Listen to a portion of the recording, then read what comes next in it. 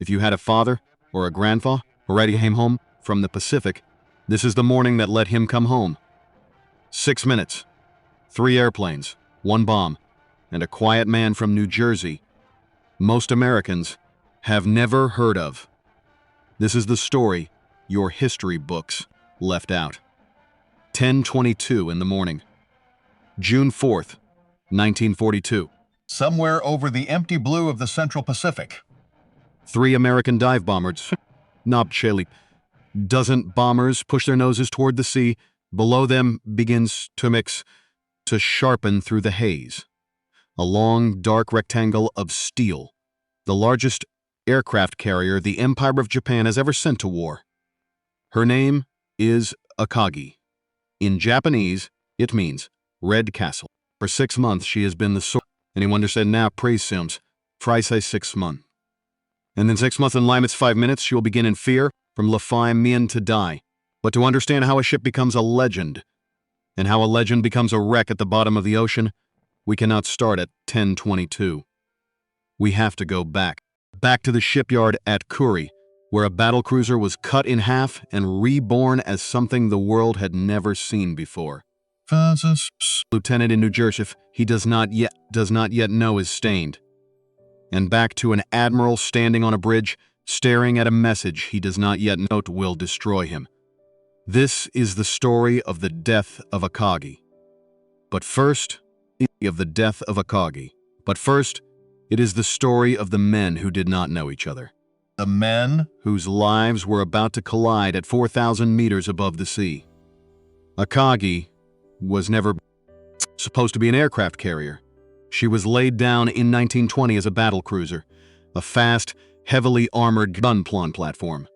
But the world was changing. In 1922, the great naval powers signed the Washington Treaty, and battlecruisers became forbidden fruit. So, the Japanese did what the Japanese would do again and again in the years that followed. They adapted. They cut her open. They flattened her upper decks. They gave her a hangar, an elevator, a flight deck, and when they were done, in 1927, they had built something, ships, the world had barely imagined. A capital ship whose weapons were not guns, but airplanes. Jero, she was 1935. Before 1938. This time the Japanese gave her a single, uninterrupted flight deck, stretching the full length of the ship. She could carry up the full length of aircraft with 66 typically operational. Fighters, dive bombers, torpedo bombers. 30 Sedge. She displaced 36,500 tons. She could sustain 31 knots, and on the 7th of December, 1941, she led the way to Pearl Harbor. Das so, Chapchurdy Jejin so. Swaz Metcher, Chadmo, Chuichi Jagumo. Chor. From her flight deck, the first wave of the attack lifted into the pre-dawn darkness. 0 fighters, Kate torpedo bombers, Val dive bombers. They flew east into a sun that had not yet risen. They flew east into a shishad that had not yet risen, toward a no idea.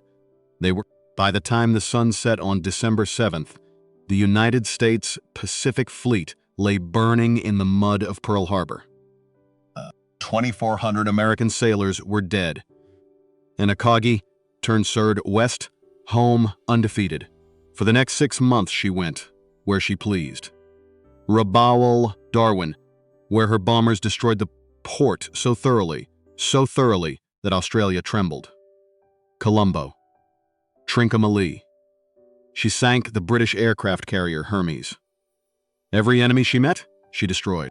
Her sailors began to believe something they should never have believed. The Jansel, Chat, Els. But an aircraft carrier is not lose. An aircraft carrier is the man who commands her. And here we come to the first uncomfortable truth of our story.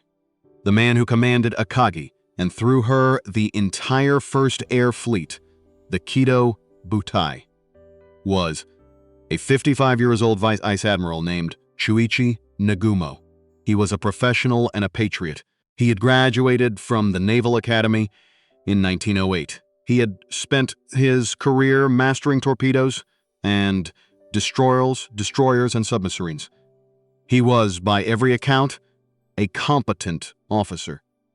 He was also completely unqualified to command the most powerful aircraft carrier force. Nagumo had never flown an aircraft. He had never planned an airstrike. Germanent Botanus. He had never studied aviation tactics. When he was given command of the Kido Butai in April 1941, it was because he was senior enough for the job. Two men, more than any others, understood it. Commander Minoru Genda, his air operations officer, was the true tactical brain behind Pearl Harbor. Chidas. And Commander Mitsuo Fuchida, the strike leader, who had radioed the code words Tora, over Pearl Harbor, was the man who flew the plans into battle. Genda, on the mean. Of June 4th, Genda was down with influenza. Fuchida, 2 days out from an emergency appendectomy, could barely stand. The two men closest to the tactical brain of the Kido Butai were, on the day everything would be decided in seconds, both unfit for the cockpit. Nagumo did not know that yet. Nagumo, that morning, was confident. He had reason to be. He had never lost. This is the twist most people don't expect. The invincible carrier fleet of the Empire of Japan commanded at Midway by a man who did not understand aircraft carriers, and the two aviators who might have advised him best were that morning in 6,000 kilometers to the east, in an office in the basement of the 14th Naval District Administration building at Pearl Harbor. Another man was already changing the war. Joliffe O. Pert. His name was Joseph Rochefort. He was 42-year lieutenant commander in the United States Navy, and he had not slept for his Navy. He wore a red smoking jacket over his uniform and slippers on his feet, and he lived on coffee and cold sandwiches. He rarely came up to the surface. He and his team were reading Japanese mail. Japan all cheery hell. Talayan. The Japanese Navy used a code called JN25. It was a good code. Roche code. Was supposed to be unbreakable. Of Station Hypo had spent months tearing it apart, one intercepted transmission at a time. Ole. By May of 1942, they were reading enough of it to be dangerous. They saw the plan take shape. Dratcherfins. Massive Japanese operation. 4 aircraft carriers, an invasion force, and a diversion in the Aleutians. The target was identified in code as AF. Rochefort was certain AF was Midway. Washington was not certain. So Rochefort ran a trick. Said he had the garrison at Midway send an unencrypted radio message complaining that their water distillation plant had broken. 2 days later, Japanese intelligence transmitted a coded report to Tokyo. Japom or. AF is short on fresh water. Washington believed him Nimitz, Admiral Chester Commander-in-Chief of the Pacific Fleet, had a gift. He knew roughly how Japanese were going to attack. The trap had one problem. He needed a third carrier. Yorktown had been badly damaged at the Battle of the Coral Sea a month earlier. The ship? If Yard at Pearl Harbor said she needed 3 months in dry dock. Semitz told them they had 72 hours. CNED. 72 hours later, Yorktown steamed out of Pearl Harbor. Her hull was patched, not repaired. Welders could launch aircraft. And that was all that mattered. The Japanese did not know she was coming. Bad? In their planning, Yorktown was still at Coral Sea. Say? They believed she was dead. They were sailing toward Midway confident they would face 3. The greatest naval Americans confident. The greatest naval trap of the war had already been. The men on Akagi's bridge did not even know they were the ones inside it. We meet him now, because in a few pages, he is going to change history. Richard Halsey Best. Everyone called him Dick. He was 32 years old that spring. He had been born in Bayonne, New Jersey in 1910. He had graduated from the United States Naval Academy at Annapolis in 1932 and had chosen aviation because it was the future and because he was, by temperament, a man who wanted to fly. He was Slight. He was quiet. He wore glasses when he was not officer of bombing squadron the cockpit. He was the commanding officers of the X-Squadron 6, VB-6, the dive bombers of the aircraft carrier USS Enterprise. His pilots respected him. His superiors considered him one of the finest dive bomber pilots in the United States Navy. His wife, Doris, and his young daughter, Barbara Ann, lived in a small house. there. Been there on the 7th of December, came on the 7th of December, when the Japanese planes came out of the sunrise. Best had been at sea that morning. He had come home to a Pearl Harbor covered in oil and ash. He was not on the night of June 3rd thinking about revenge. He was thinking about his aircraft. Breast mass. He carried a small photograph. Doris on their wedding day in 1932. Barbara Ann, still a small child, Holding a stuffed toy. He always flew with them, every mission, every time. He walked the flight deck of Enterprise in the darkness, checking each SBD Dauntless dive bomber, one by one. Fuel. Bombs. Oxygen. Oxygen. Especially oxygen. Flew high, above 6,000 meters, when it climbed to attack. Above that altitude, a pilot without oxygen would lose consciousness in minutes. He tested his own oxygen mask. It smelled clean. He nodded to the ground. To the ground crew, he went below to sleep. Somewhere in the mask's canister, in the chemical bed of soda lime that was supposed to scrub carbon dioxide from his breath, something was very wrong. The Poyard Etches. The pilot who would kill Akagi and who would earn a place in history that almost no other American pilot would ever equal was already breathing poison. On the morning he would become a legend, his lungs were beginning to burn. He did not know. His crew did not know. Nobody knew. It would take military hospitals in Hawaii and Colorado more than 2 years and one surgically collapsed lung to piece the story together. But by then the war would be over.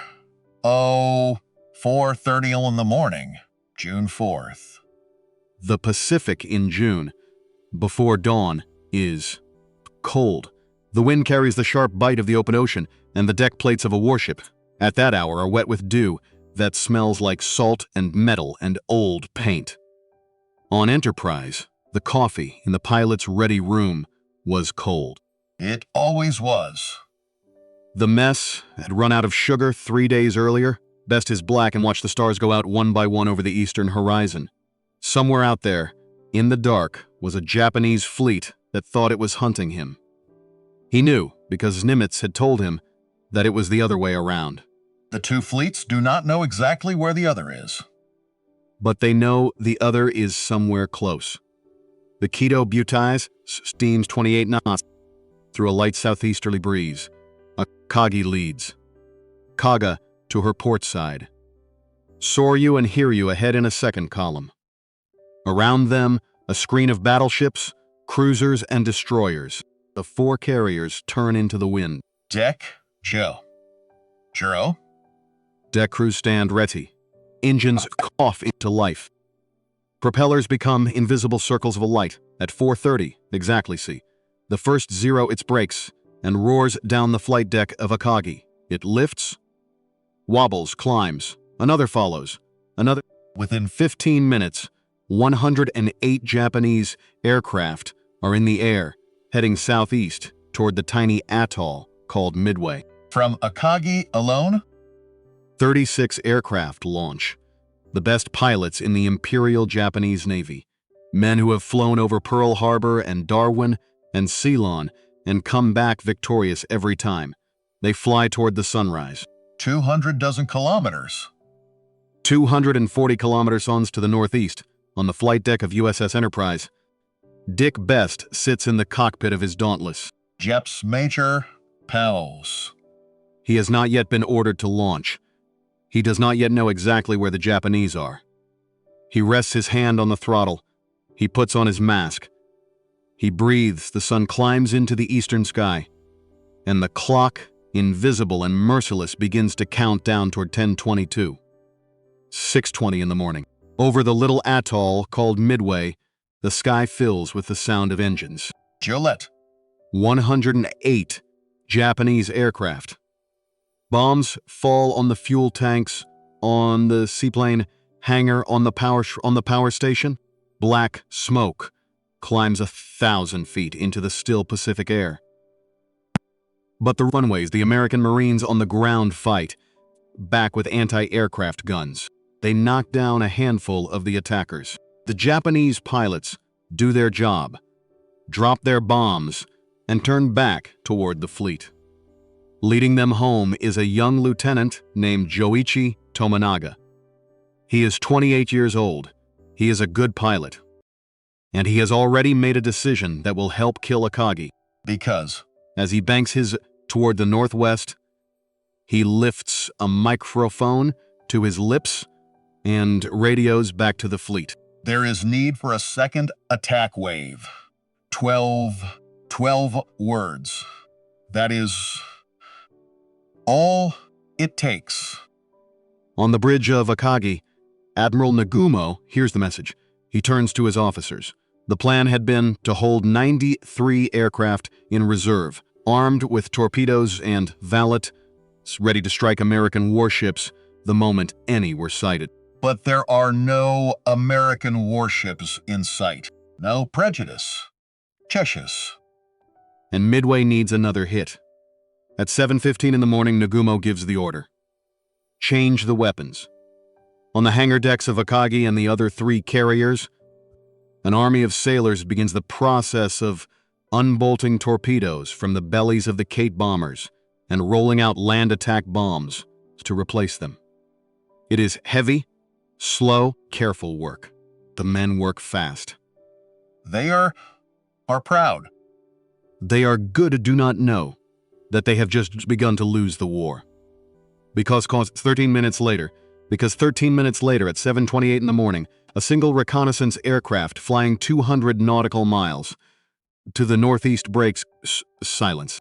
The pilot is a warrant officer named Amari from the heavy cruiser Tone. The war cassette should been in the air an hour earlier, but the catapult on Tone had malfunctioned. His takeoff was delayed by 30 minutes. 30 minutes, remember that number. Amari radios back a message so short it would fit on a matchbook. Enemy fleet sighted. That is all. He does not say what kind of ships. He does not say how many. He does not say whether there is an aircraft carrier among them. On Akagi's bridge, Nagumo waits. He needs to know. He has 93 aircraft on the hangar decks being disarmed of anti-ship weapons. And now there might be American ships out there. He orders Amari to give more details. The reply is slow. It takes 40 minutes to come. 37 de nord, afshet. Amari finally reports the composition. 5 cruisers, 5 destroyers, cruisers and destroyers. That is a raid, not a battle. Nagumo can handle that with the aircraft he already has. He orders the rearming to continue. Bombs, not torpedoes. Bombs, Midway remains the target. But 1 minute later, at 8:11, a second message arrives from Amari.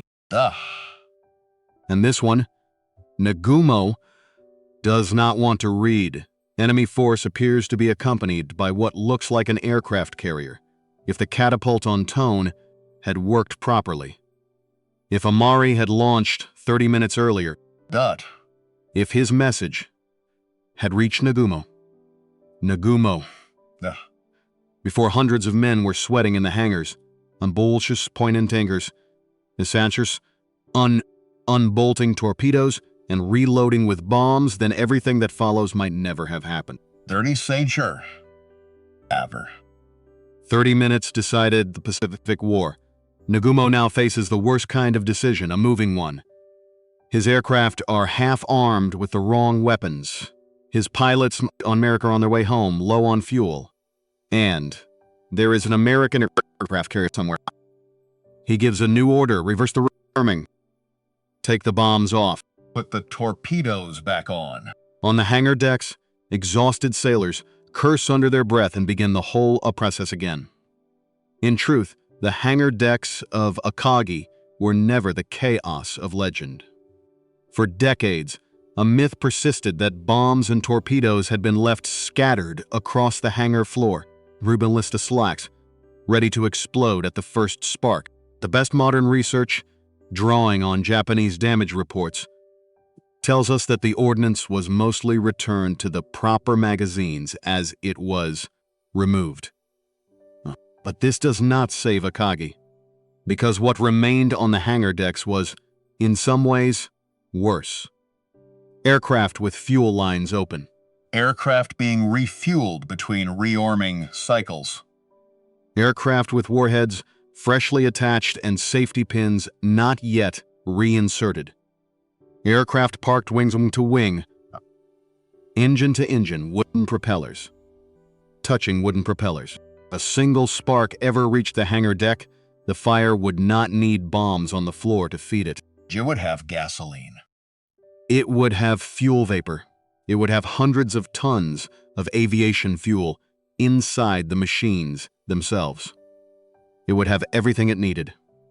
Around 9:20 in the morning, down close to the water, so close that the salt spray flecks his windshield, Lieutenant Commander John Waldron leads Torpedo Squadron 8 of USS Hornet toward the Japanese fleet. Jathos?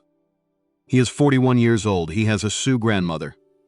He has told his pilots the night before that if only one of them survives, he wants that man to fight all the way in and get a hit. He has 15 aircraft, old TBD Devastators. Slow, blunt, obsolete before the war even started, top speed with a torpedo underneath, barely 200 kilometers per hour. Dins? Oh. Below him and around him, there are no American the clouds. He knows. He knows what is going to happen. He turns his aircraft directly at the Japanese fleet and begins his run. The Japanese Zero fighters see them from 20,000 feet up. They pause Z-roll, see them. What follows is not a battle. Whoa. What? It is butchery. The first Devastator explodes into pieces before it can drop its torpedo. Then a second.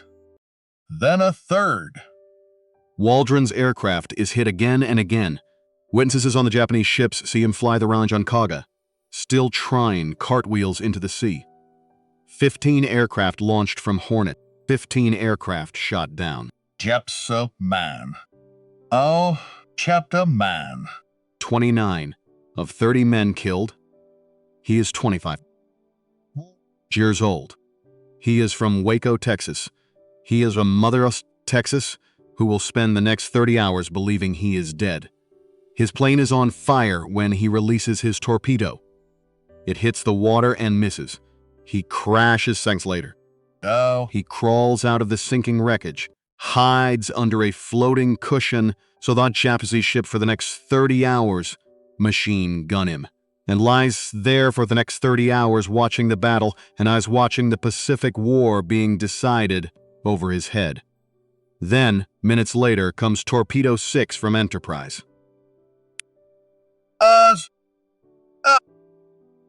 14 aircraft, 10 shot down. Then Torpedo 3 from Yorktown. 12 aircraft, 10 shot down. 41 American torpedo bombers in the water in less than an hour. Not a single torpedo hits a Japanese ship. Those 41 aircraft were flown by American boys. Boys? who had grown up on farms in Iowa, in mill towns, in Pennsylvania, in the Sunday afternoon quiet of the small town South. Their mothers had watched them walk to school. Their fathers had taught them to hunt. They had enlisted after Pearl Harbor because it was the thing to do. And because they had believed, with the whole strength of young men, that they could make a difference. In the space of an hour, most of them were dead. On the flight deck of Akagi, sailors cheer. Wretch. They pump their fists at the sky. They believe they are watching a slaughter. Slaughter. They believe they are winning. They are, in fact, Not to so. they just do not know it yet. Here is something the Japanese Navy would not understand for months. The greatest suicide charge of the Pacific War was not a suicide charge. It was the reason America won. There is? Because to attack those slow, low-flying torpedo bombers, every single Japanese Zero fighter had come down. Chappelle?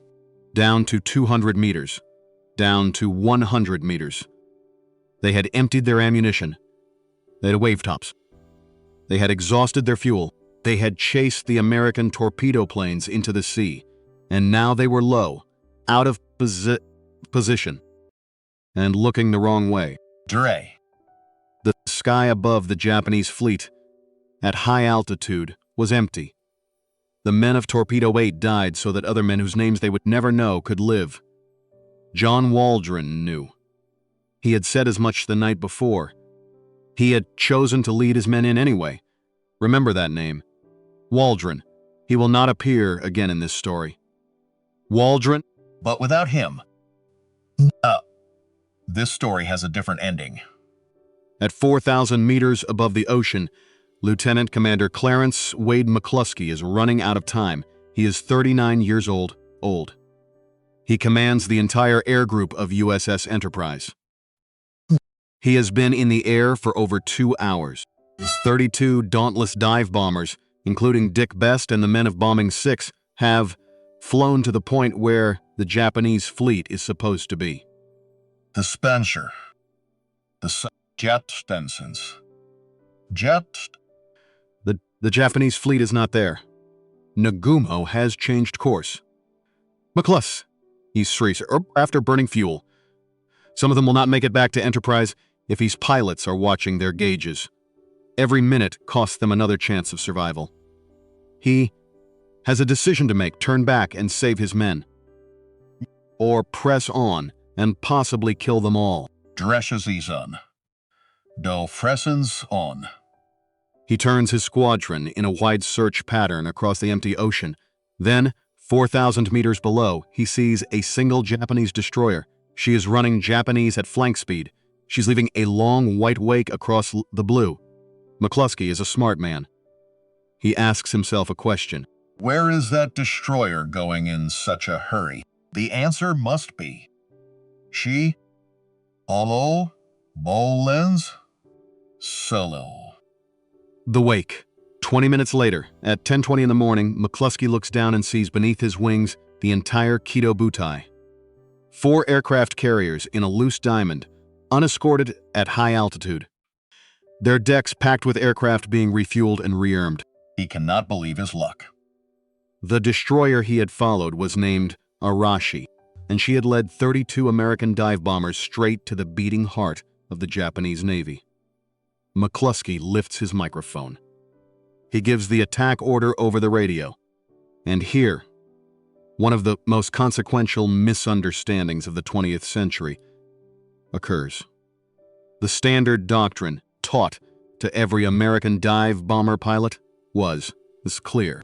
When 2 squadrons attacked 2 enemy ships, the trailing squadron went after the near ship, and the leading squadron continued on to the far ship. McCluskey's Squadron Sting 6 was leading. Hep. Dick Best's Squadron Bombing 6 was trailing. That meant Best would attack the near carrier, which was Akagi. McCluskey and Scouting 6 would go after the far carrier, which was Kaga.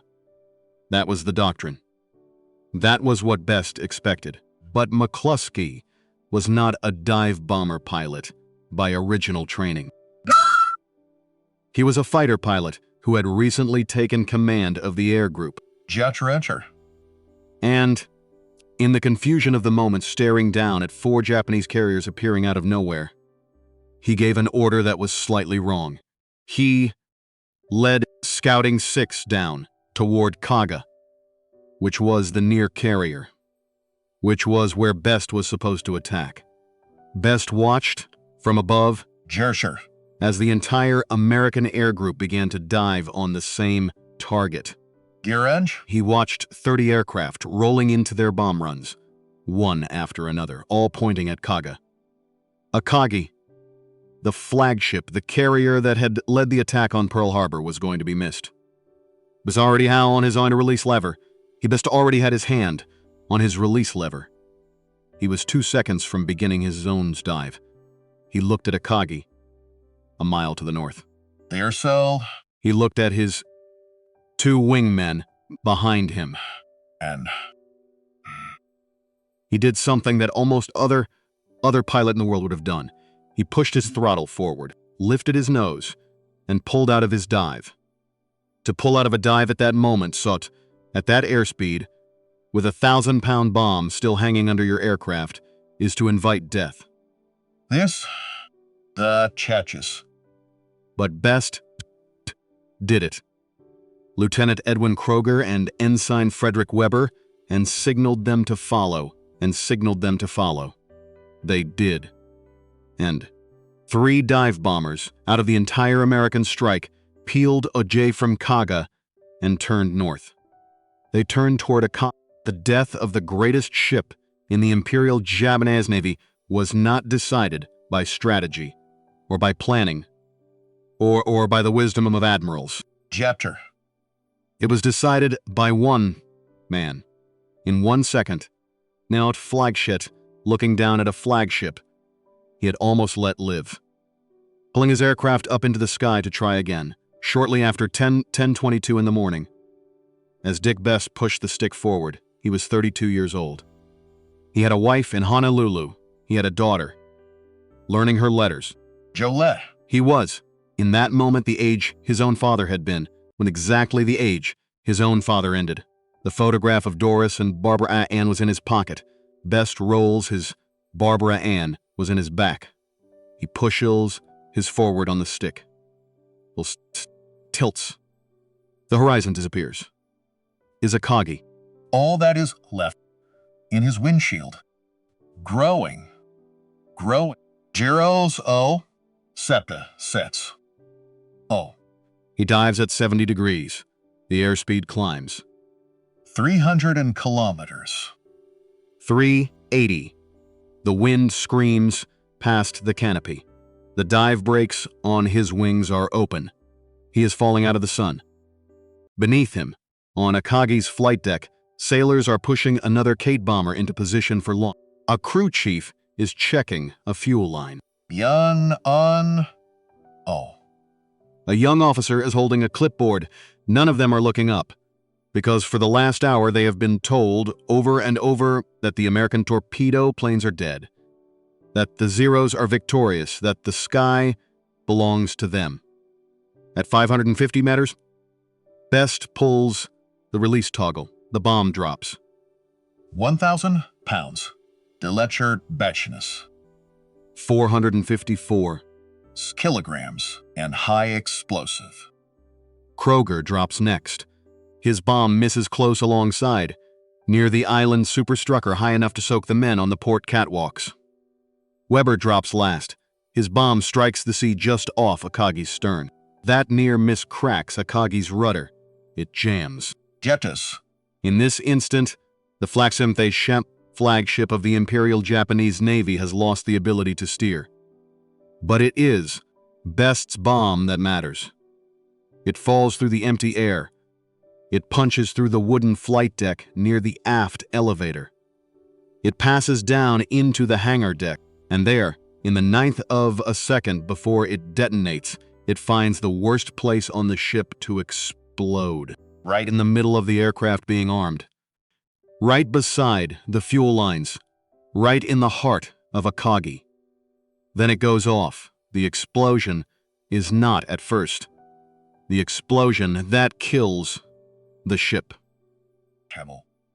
The bomb itself throws a fireball 20 meters wide through the hangar. It kills every man within 30 feet. It rips the wooden deck above it into splinters. Jills? Upward from below, it bulges the flight deck into a bubble, warping the Akagi's ability to launch or recover aircraft forever.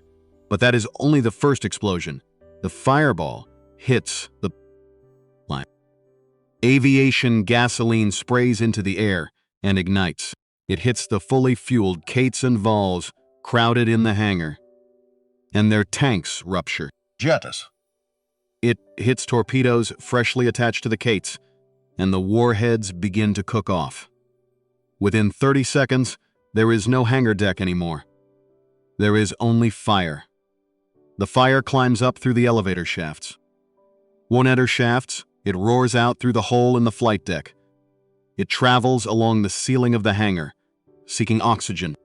Some compartments, the temperature reaches over 1,000 degrees Celsius. And aluminum melts. Steel glows red. It boils off the walls before the flames even touch them.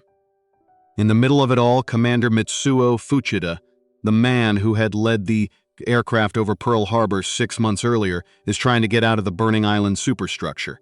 He had appendix surgery 2 days ago. He is weak. He climbs down a rope from the bridge to the flight deck. Blouse, blam, blan lime. Blussols wasn't lime. Crawls alive. Toward the bow. For 50 years, the legend of Midway said that Fuchida broke both legs when the bomb struck. He wrote it himself. In his post-war memoir in 1951, he said he was thrown from the bridge. He said the Japanese Navy came within 5 minutes of winning the battle. J. Modern historicanized records, Cholimid, have shown that almost none of this is true. Fuchida sprained his ankle climbing down a rope. The Japanese story of bombs stacked on the hangar deck and the story of war near winning came from him too. The truth is grimmer than the legend. The Japanese Navy was not defeated by a lucky 5-minute window. Sure? It was defeated by one American pilot and by every American pilot who had died in the hour before, and by a code broken in a Pearl Harbor basement, and by a catapult that had failed on the wrong day. On the bridge of Akagi, Admiral Nagumo does not move. He stares at the flames. He stares at the smoke rising from his flight deck. This officers. He does not answer. His chief adjutant of staff, Rear Admiral Ryunosuke Kusaka, steps closer. He speaks quietly. The bridge is filling with smoke. Their radios are burning. The fleet cannot be commanded from here. They must transfer the flag to another ship. Nagumo does not want to go. To leave Akagi is to admit she is dying. Slens, ennens. Oike. So, psychas. Ons. Opte. Warnins. Ones. Opos. Flornins. Ones. Us. He does not speak. A rope. He simply lets him sight of the burning bridge because the ladders below are already impassable. He climbs down, hand over hand, an admiral of the Empire of Japan escaping his own flagship on a length of hemp. Just before 11 in the morning, Nagumo is lowered into a launch and taken across the water to the light cruiser Nagara. Captain. Taijiro Aoki, 50 years old, watches the launch pull away. Then he turns back to his ship. He will not follow. Down inside Akagi, the fight to save her is already impossible, and the men fighting it do not know that yet. Edge. Damage control parties enter the hangar deck from both ends. Conning hoses that were never uniforms and canvas gloves. They carry hoses that were never designed for temperatures like this. The water they spray turns to steam before it reaches the flames. The steam scalds them. Their skin blisters. Their skin eyes swell shut. The chief engineer leads a party toward the after magazines. Drouchet.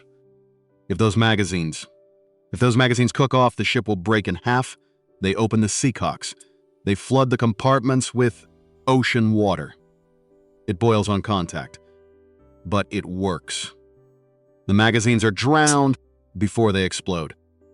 At 10:46, a secondary magazine near the hangar deck reaches critical temperature. Thousands of 25mm anti-aircraft shells cook off in a single chain reaction. the shells fly out through the ship's steel bulkheads, like a swarm of hornets. Some go up, Some go down. Some fly along the length of the hangar and finish off the men who had been fighting the fire from the bow. The fight continues. The dying continues. The ship burns. The names of the men who killed Akagi are known. Best, Kroger, Weber, McCluskey, Waldron. They are engraved on plaques and written in history books. The names of the men who died on Akagi are, for the most part, gone. 267 men were killed on the ship that day. The majority were not pilots. Pilots die in the air. Yeah? And their bodies fall into the sea, and someone tells someone.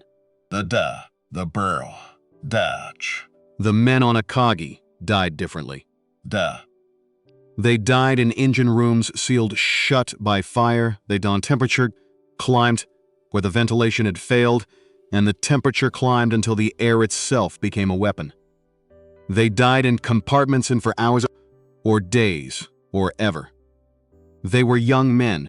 Most of them were between 18 and 22 years old.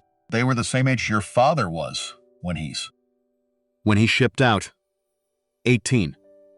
They had families in Yokosuka and Hosaka, and the small farming villages of Hokkaido and Kagoshima. They had written letters home in careful handwriting. Their mothers kept those letters in wooden boxes for the rest of their lives. If you have ever known someone who died alone, at sea, in a war, on a morning that started ordinary, you understand what this part of the story is. This, less. This is the part they never got to tell. By the afternoon, on a clear blue Pacific day in June of 1942. Akagi was 1942, Akagi's flight deck. Her hangar was a furnace. Her hammerel was a furnace. Her steering was gone. Her captain had abandoned her. And she was still somehow floating. 6 o'clock in the June 4th. The sun is beginning to slide. The Pacific is calm, the wind is light.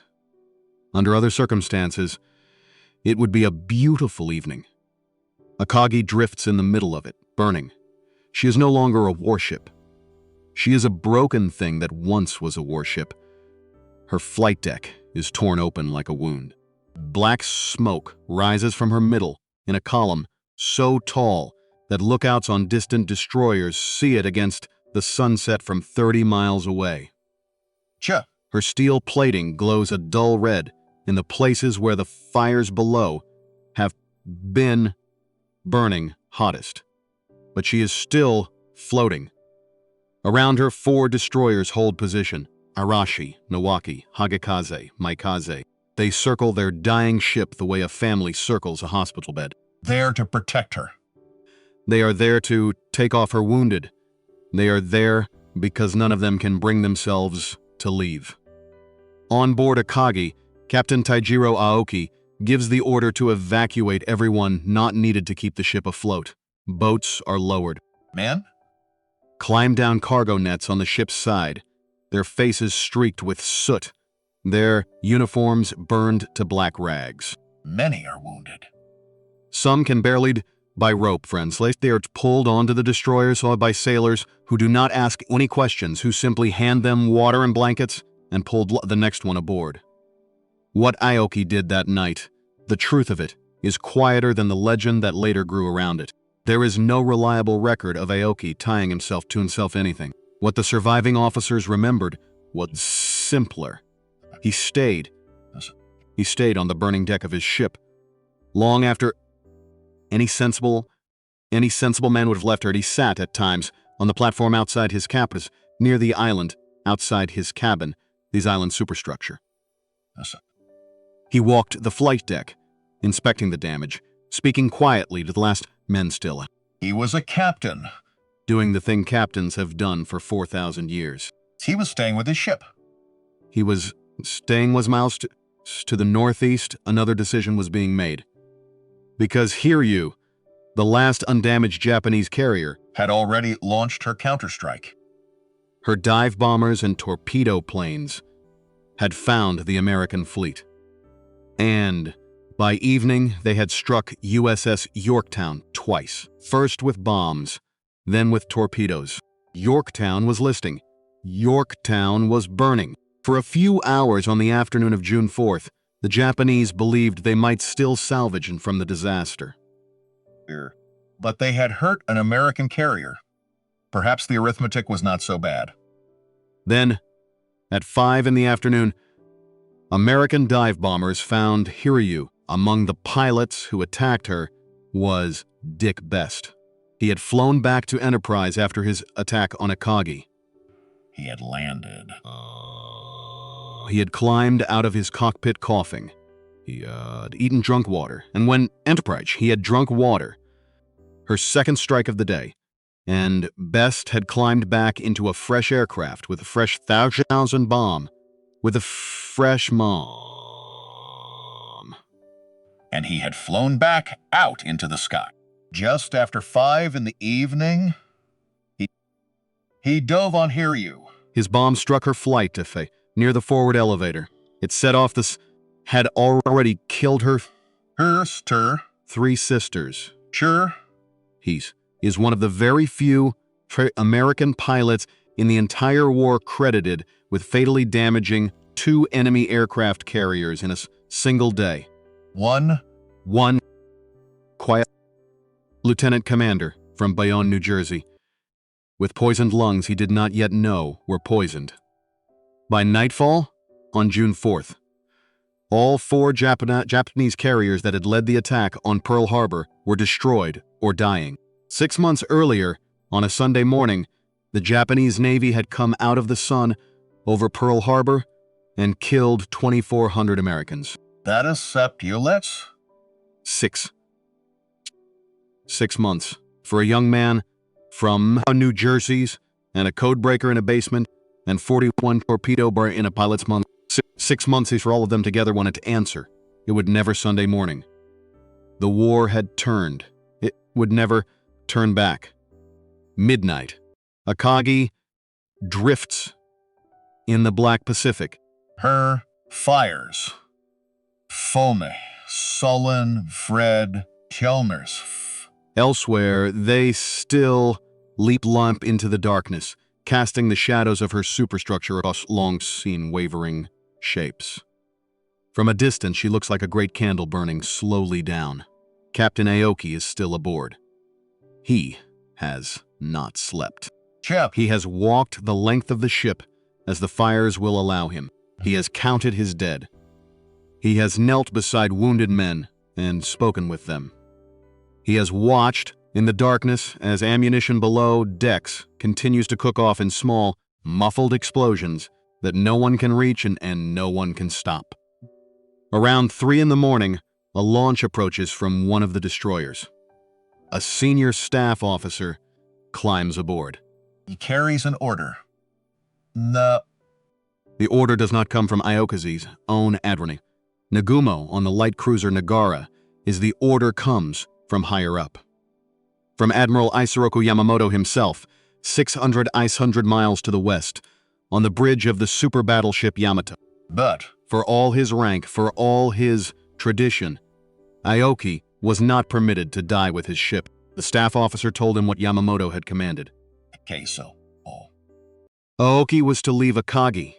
Aoki was to live before an inquiry so that the Imperial Navy could understand what had happened, so that the lessons of Midway could be studied, and perhaps, yes, someday used to fight another battle. Dead captain would take his knowledge to the bottom of the ocean with him. New question. A living captain could be questioned. Aoki hesitated. Then he obeyed. He was a naval officer to obey. He climbed down into the launch. He did not look back. He would survive the war. He was never formally disgraced, though he never again commanded a great ship. He served out the rest of the war in shore assignments and lesser commands. Till. The war ended, he went home. Till? He did not write a memoir. He spent his last watch, he spent years quietly, an old man in a country that had lost everything, and he took most of what he knew about that night to his grave. Buh. At the some hour, Miles on the flag bridge making a decision, another old man was making a decision he had never imagined he would have to make. Jill Edges. Yamamoto was 58 years old. He had spent his life in the Imperial Navy. He had studied at Harvard. He had served as naval attaché in Washington. He had known, better than almost any other Japanese officer, what the United States could do when it was fully awake. He had warned his own government before Pearl Harbor that a war against America could not be won past the first 6 months. Dear. He had been right. Now in the darkness of June 5th, the reports were coming in.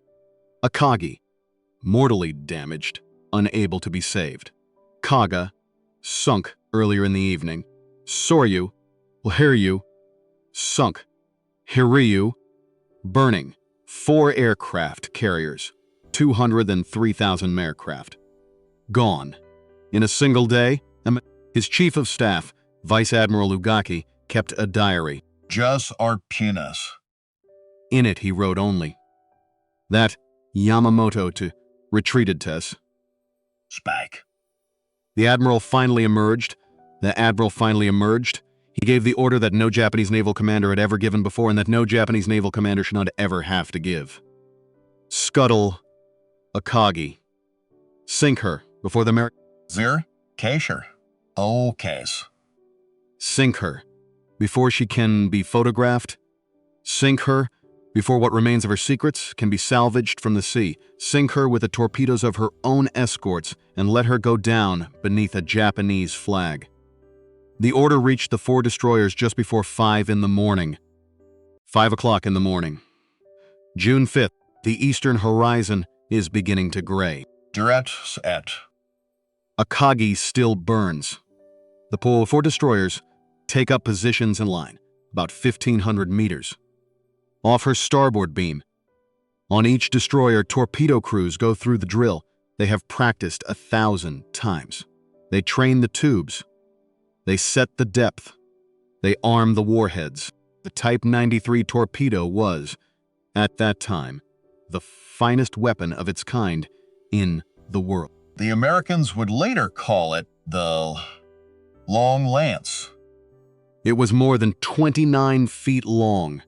It carried a warhead of high explosive, weighing nearly 1,000 pounds. Churn is about Preja, when it doesn't lie without does one tecton, American battleships, it had been designed to sink bends. On the destroyers, sailors stand at attention. Many are weeping openly. Some salute. Oh, praise. Oh, that's your fire. The commanders give the order. Fire. 4 Type 93 torpedoes leap from their tubes. They enter the water almost silently, leaving thin white trails across the black surface of the sea. They run straight and true, and they cross the 1,500 meters in less than a minute. The first torpedo strikes Akagi's starboard side near the bow. The explosion lifts a column of water higher than her flight deck. The ship shudders, like a wounded animal. Then the second torpedo hits amidships. Thatchered? And the third and fourth strike the stern almost together. Akagi's damage control system has been gone for hours. There is no one left inside to close it. The sea rushes in. Then Sledger.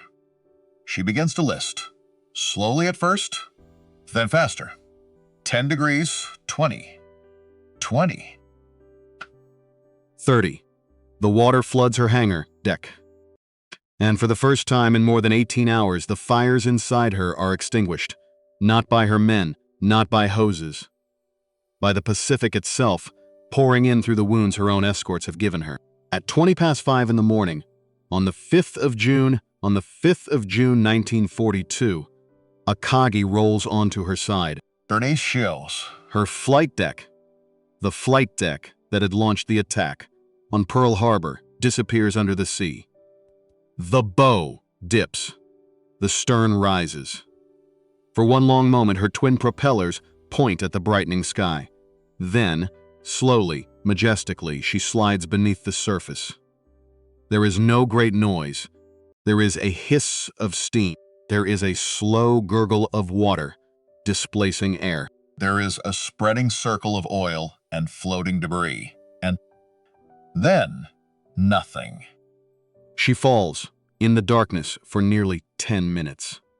She sinks upside down through the cold layers of the ocean, past the depth where light gives way, past the depth where sound behaves strangely, past every depth at which a human being could survive. She comes to rest at 5,490 meters below the surface on the abyssal plain of the North Pacific. Jeverbis, Durance? on the full Baktaskate, that 4 destroyers, the men stand silently. Some of them later said they did not remember the ride back to Japan. They remembered that morning, that moment, the flight deck going under. There was one thing about that morning the Japanese Empire would not admit for another 40 years. Something so painful they hid it even from their own people. The rest are the war. The rest war. Newspapers reported a great victory. Official communiques spoke of Japanese triumphs. The surviving sailors of Akagi and her 3 sister ships were treated as if they carried a disease. They were separated from their families. They were sent to isolated garrisons, to distant island postings, to units where they would not be able to speak with anyone who had not also been there. Some of them did not see their wives or their children for 2 years. Or 3. Or ever again. The Frislows, a few were quietly transferred, sent to the Solomons and to New Guinea and to Saipan, where the odds of returning were low, and where the truth of what they knew would be safely buried.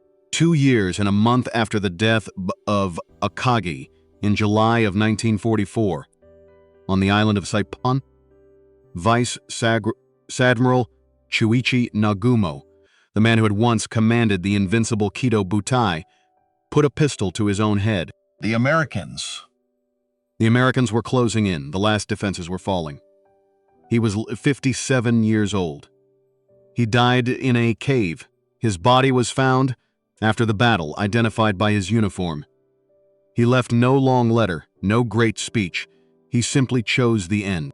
In a hospital ward on Oahu, and later in a military hospital in Aurora, Colorado, a young lieutenant commander was coughing steadily. Dick Best had come back from Midway, a national hero, though no one yet knew quite how much of a hero. He had received the Navy Cross twice for a single day of combat in the war. His name had been printed in the papers. His face had smiled from wire service photographs. But something was wrong with him. The cough he had shrugged off on the night of June 4th was not going away. Got worse.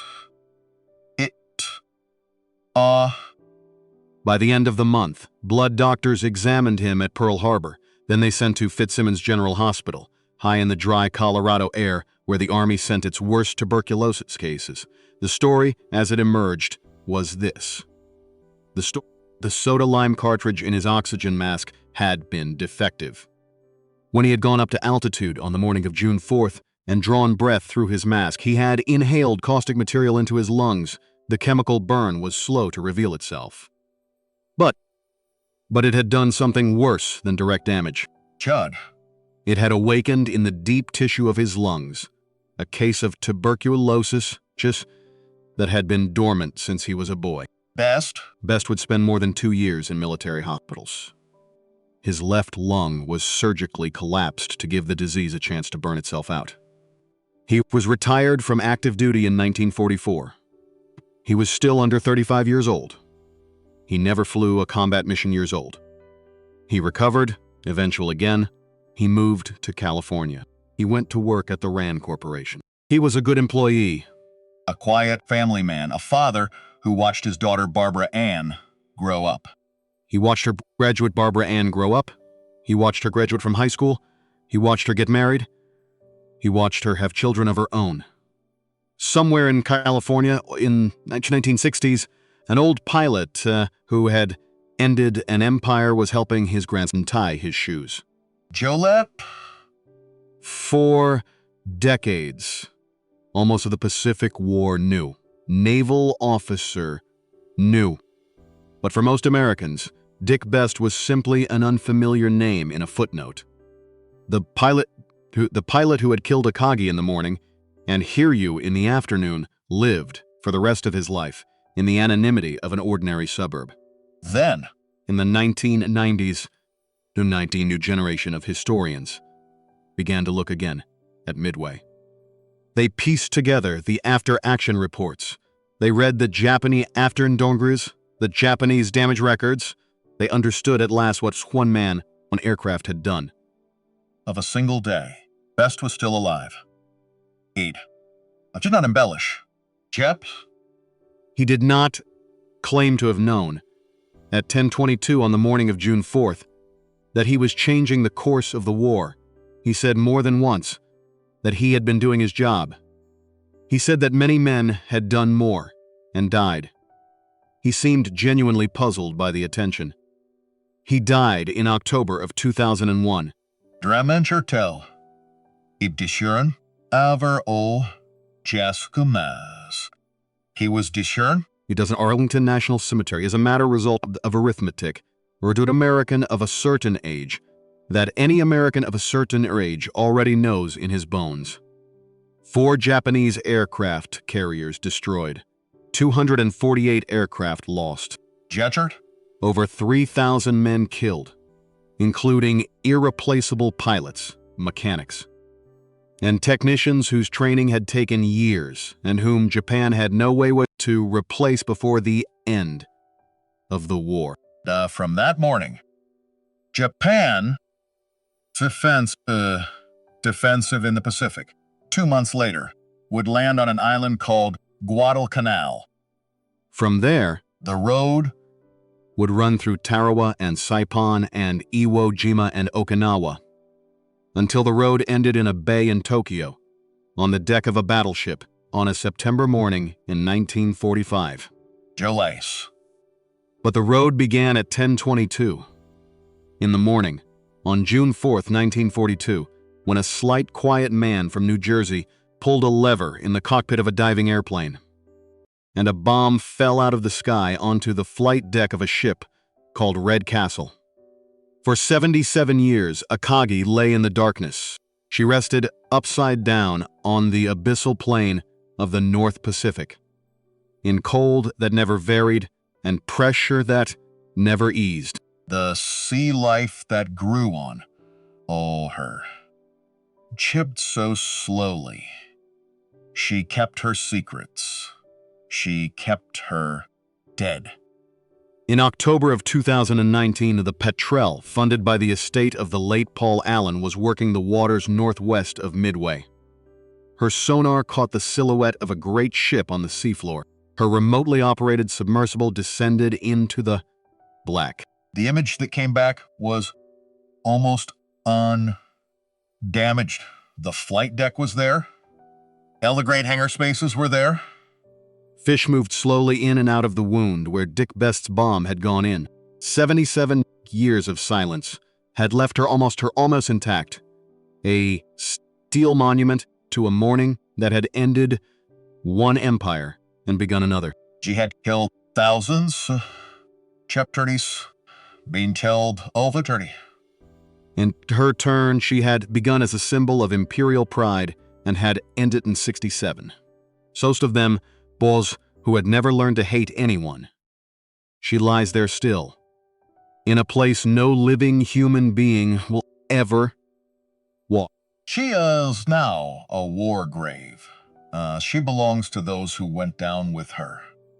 She belongs to the young engineers who died in the sealed compartments no one could reach. Shibboleth. She belongs to the last men who cheered on her flight deck at 10:20 on the morning of June 4th and who never saw 10:23. 3 aircraft. 1 bomb. 6 minutes. That was all it took to end the reign of the greatest carrier the Empire of Japan had ever built. The sun still rises over that patch of the Pacific every day. The wind still moves the water above her grave. If you flew over it now, you would see nothing but blue. But something enormous happened there on a June morning long ago. During an O prejudice. War, and every American whose son or father, or gone to suffer, or grandfather did not come home, is connected by an invisible line to the moment that a young man named Dick Best pushed his stick forward and dove. He did not know. What he was doing was going to matter for 80 years. And counting. He was just trying to hit the ship. He did. If you are watching this as father, thank your father. Thank your grandfather. Thank the uncle who never talked about the Pacific and the neighbor who lost his hearing on a destroyer. Nobody remembers. Jert. Oh, the doesn't prejudice. Thank the mother of Iowa, who received a telegram June 42 and kept his boom of mantelpiece. Dick Best flew into that dive so they could come home. And most of them did, and America remembers.